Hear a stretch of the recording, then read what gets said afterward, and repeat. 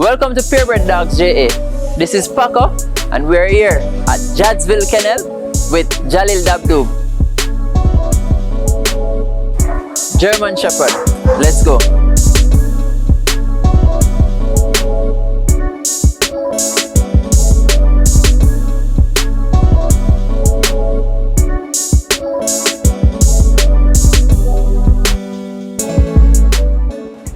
Thanks for having us, Jahlil.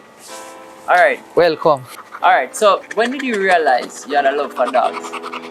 When I was in primary school level, I read a story of a dog and its owner.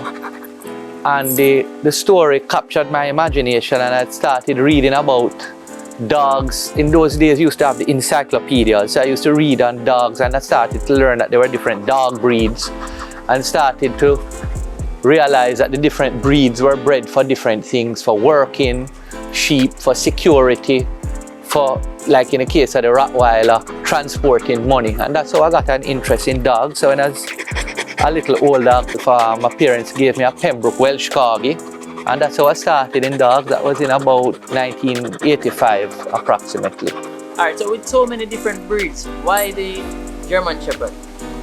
Well, like I told you, I started with Pembroke Corgis, and I had a cousin who bought a German Shepherd puppy for his girlfriend, and the dog got a severe injury. A bicycle dropped on the hip of the dog, and the vet wanted to put down the dog, and my cousin brought it to me and asked me to look after the dog, to try and heal it, because he didn't want to put down the dog. So I looked after the dog, and so I was impressed with the attitude of the German Shepherd, and I thought they were a very well constructed animal, very interesting temperament. And when the dog healed, she always walked with a limp, but she was notoriously defensive of me and very loyal to me. And from then I got an interest in breeding them, and I actually bred that dog, and from that dog I got my first show winning female in 1987. Okay. And since then I've been involved in German Shepherds about 36 years. I was a little boy back then. You import dogs? Yeah. Right? What is your process of importing? How you go about and select the dogs that you import? Well, the first thing I do is I try and import to benefit the entire breed, not just my kennels. And when I say the entire breed, I'm talking German Shepherds or Corgis. So first thing I do is I look on the quality of the dogs here and see what areas we need to improve. I go to the shows in Italy, Germany, the European countries, and I observe the dogs there, study the different family lines, see what the family lines produce in terms of attributes, and see if I can get attributes from those family lines to complement the dogs here. Of course, I always pay attention to qualifications on the dogs that are not only coming but their parents. When I say qualifications, I make sure they are breed surveyed, which means that they are surveyed by the breed club in their country for confirmation. I make sure the parents have working titles. I also make sure the parents and the dog that is coming is health checked. For example, it has its elbow x-rays, it has its hip x-rays, and has DNA proven to ensure the dog is exactly who they say it is. Okay. Also, you make sure you buy from reputable breeders, yeah, who have a history of breeding good dogs and giving you good dogs, because not all breeders are going to give you their best dogs. And I think that is a practice even here we should try to follow. Yes, the difficulty here is that to find the right home for the dogs is not always easy. That's one of the challenges you have here when you breed, because there are a lot of dogs. You have a litter of puppies or 10 puppies. Generally, my approach is I only breed when I want a puppy out of a certain mating. Yeah. So I will keep the best puppy. But sometimes you have 5, 6 good puppies and you want to give them to good homes. And you don't know when you part with the puppy at 8 weeks old how good it's going to be in a year, 2 years when it reach maturity. And one of the challenges is finding a good home that will care for the dog, and sometimes even more, finding a good home that will put the dog to use back into the Jamaican breeding program. Because a lot of people care the dog, love the dog, look after it, but you don't ask them if you can have the dog taken to a show or bred from. They're not interested in that. So that's one of the challenges, and what that do is it retards the breeding program, because if you don't have the best dogs in the gene pool breeding on, you're working with what is available to breed. What would your advice be to young breeders? Well, the first thing is know what breed you like. Second thing is, when you identify the breed you like, know why you like it. Yeah.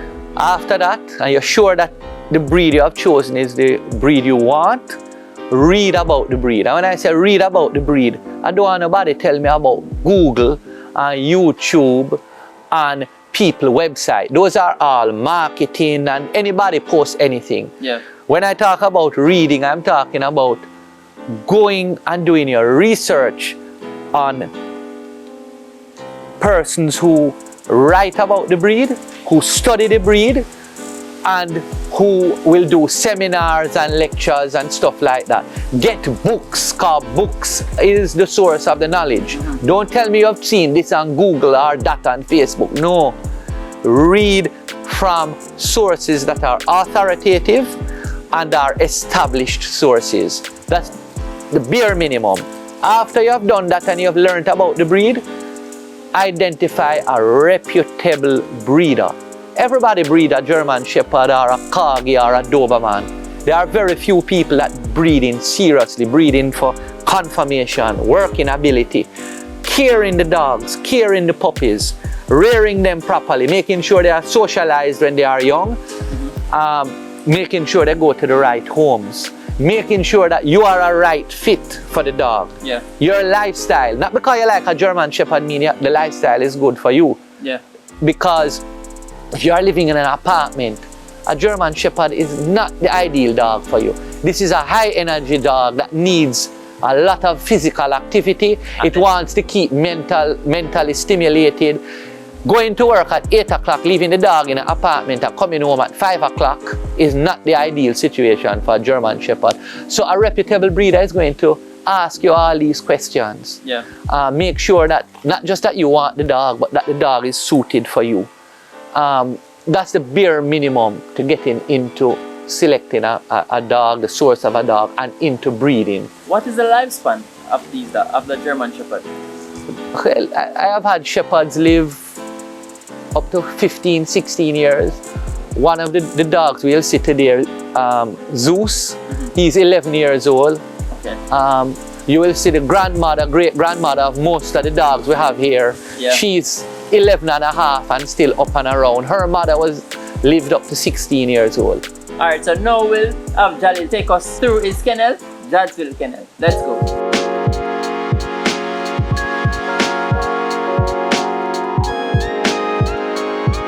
So this is the kennel room where we store everything. The dog food, we containerize it. We have first aid items. We have grooming items, leads, the dog toys for training. And over here, a wash area where we keep the dog feeding pans. Make sure we have soap, bleach available at all times to wash and disinfect, keep everything sanitary.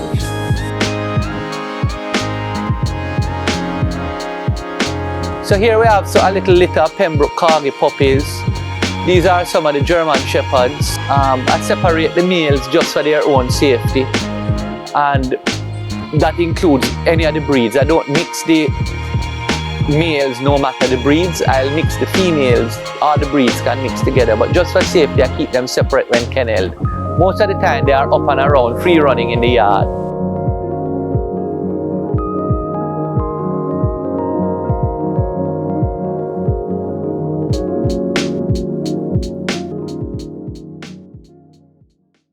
So this is Nero.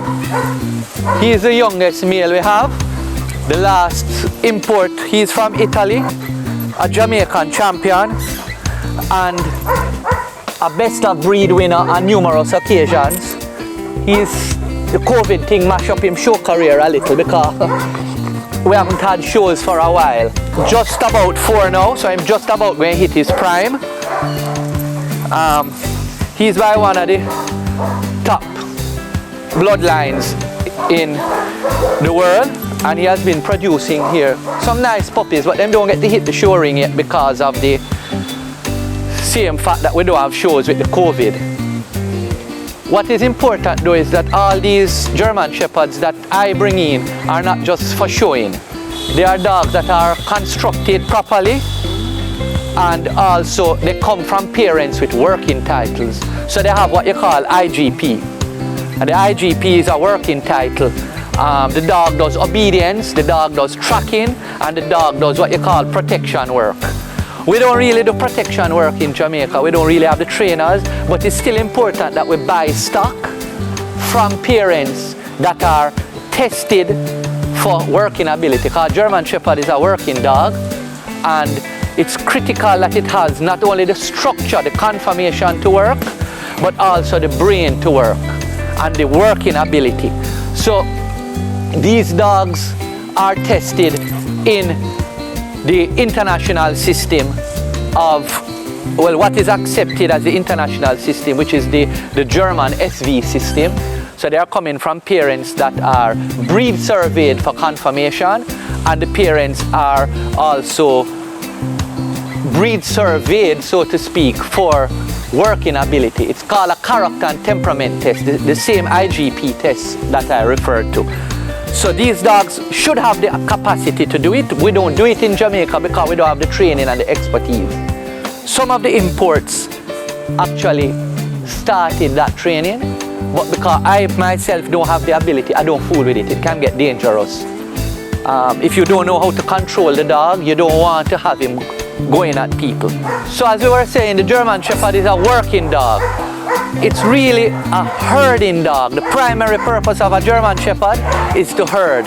The body is designed in a way to do long endurance gaiting. So the German Shepherd herds sheep or goats, whatever, by constantly trotting. So movement in a German Shepherd is very important. Firmness of limbs and ligaments, very important. Dryness is very important. When I say dryness, I mean musculature. You don't want a pudgy dog because their primary purpose is to herd animals. So they'll constantly be going and going and going. And their conformation, in theory, is designed for continuous gaiting without tiring. They are an endurance dog. Let me give you a demonstration of his gaiting.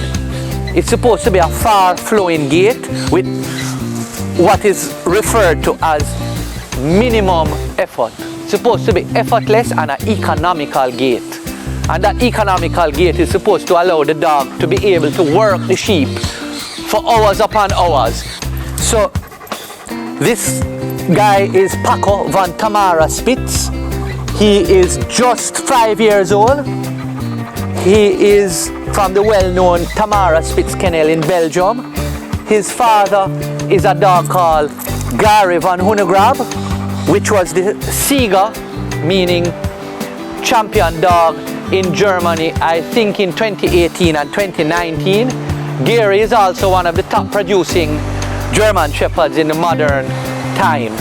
Paco is a very well constructed dog with a really correct masculine head, and what is good about Paco is two things, two attributes he will help Jamaica with. He is a strong male but not oversized, so you want a correct sized dog, because the theory is the larger the dog is, the more cumbersome he is and the less efficient his gait is. So Paco is correct height, correct proportions. Also, you had asked me earlier about angulation. Paco has absolutely correct angulation, no over angulation. If you notice it here, the length of the second thigh is limited as compared to Nero. Nero might have had a little more. Paco is now in what you call a traditional show pose for German Shepherd dogs. This is typically how they are presented to a judge at a championship. There is something that needs to be said in Jamaica. Shows in Germany, particularly the major shows, are not just in Germany, in other countries that follow the correct system, a championship show is comprised of two phases. You don't just have the confirmation aspect. The dog must first pass the working trial. So the dog first must do his IGP test on the man work and pass it. No matter how well constructed the dog is, if he doesn't pass the IGP, he cannot go into the confirmation ring. And that is why that system and these dogs that we are bringing from Europe are correct, because you are getting testing on physical attributes, mental attributes. You don't want to test the dog only on working ability, and you don't want to test the dog only on confirmation. What's the point of a dog that's well constructed that don't have the mental capacity to do the work? And what's the point of a dog that has the mental capacity to do the work but it doesn't have the confirmation to carry out the work? So this dog is the second champion that we're showing you. The first one was Nero. This dog is champion Baru. He's also imported from Italy. Baru is 6 years old and is the last few years the male dog that has won the most best of breeds and the most challenge certificates in Jamaica.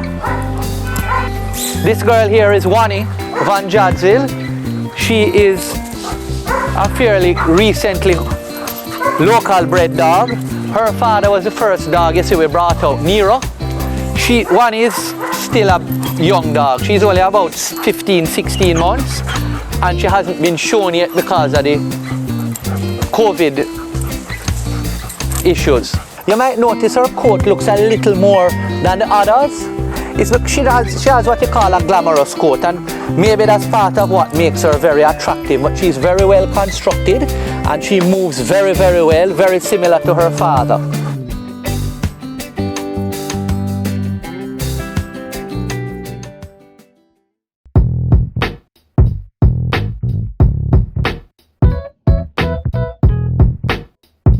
What other documentation you provide, persons who acquire a pup from you? Well, when you acquire puppies from me, I have extensive records on all the dogs to begin with. So the first thing is I keep a hard copy file on all my dogs. The first thing you would get from me would be the dog's registration card, which is this, a Jamaica Kennel Club card with his registration. It will have microchip. I microchip all my puppies. I use microchips. So you'll get a card like this, showing your puppy's name, the parentage, the microchip number, all of that. And then I keep a soft copy database of every litter I have. So you would then get, in addition to that blue card, I would give you, for example, a pedigree. I would print this and I would sign it. Yeah. It would have 3 to 5 generations of the puppy that you're acquiring from me, registration number, date of birth, everything. I also keep a record of every single purchaser. I have every single purchaser going back for 20 odd years. Which puppy they got, the registration number, their name and address. So I follow up on all the breeders, all the puppies that are leaving here. And you will also get from me a health card which the vet will sign to show that the puppy is immunized. Yeah. Which is this. Vaccination card. Right, so this is actually the papers for my latest puppy. You didn't see her, but she's staying here with me. Okay. This is her health card. This is her pedigree. This is her registration card with microchip number and all the relevant information. So this is the most basic thing that you get. A lot of breeders don't do it and it's wrong, but this is what you should get from a reputable breeder. Explain the microchip. Well, microchipping of dogs and all livestock is now standard in most countries, even for pets, not only for high quality breeding stock like what we're talking about. The microchip helps to identify the dog. Yeah. It helps the vet to keep a proper record. It's also useful in traveling because most countries allow free travel of pets except Jamaica. Jamaica is one of the countries that really restrict pets traveling, Okay. which is really bad because all the other Caribbean associations have been trying with the German Shepherd Club and have been talking to me about having a regional championship, but we can't, because if we make our dogs leave and go to Trinidad, it's difficult to come back in, and if they come here, it's difficult to come back out, and costly. So all this information is relevant if you're getting a purebred dog, and even more so if you're interested in breeding the puppy that you acquire. Very critical that you have all this information.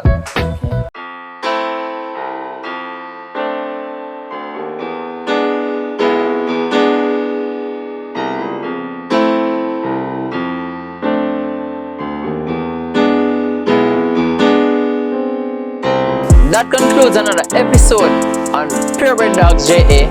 Remember, like, comment, subscribe, and follow us on social media at Purebred Dogs JA on Instagram and on Facebook. See you soon.